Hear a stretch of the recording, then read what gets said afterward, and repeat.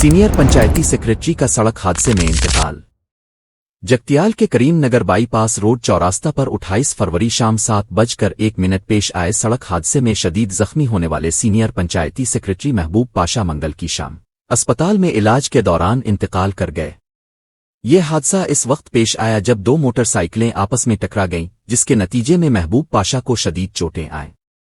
فوری طور پر انہیں اسپتال منتقل کیا گیا، لیکن حالت بگڑنے پر حیدرآباد کے نمس ہسپتال لے جایا گیا، جہاں ان کا دماغی آپریشن بھی کیا گیا، مگر کوئی فائدہ نہ ہوا۔ آخرکار 4 دنوں تک علاج کے بعد منگل کی شام انہوں نے نمس ہسپتال میں آخری سانس لی۔ محبوب پاشا، جو جگتیال سے تعلق رکھتے تھے، ماضی میں بوگارام جی پی میں سینئر پنچایتی سیکریٹری کے طور پر خدمات انجام دے چکے تھے۔ حالیہ دنوں میں وہ ولگٹور منڈل کے جگدیو پیٹ گرام پنچایت میں خدمات انجام دے رہے تھے۔ اس کے علاوہ انہوں نے متحدہ دھرماپوری منڈل اور دھرماپوری اسمبلی حلقے کے کئی گاؤں میں انچارج پنچایتی سیکریٹری کے طور پر بھی کام کیا تھا۔ نئے پنچایتی سیکریٹریز کی بھرتی تک وہ کئی گاؤں میں بیک وقت اپنی خدمات انجام دے رہے تھے۔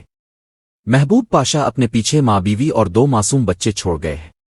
اللہ ان کے درجات بلند فرمائے اور اہل خانہ کو صبر دے۔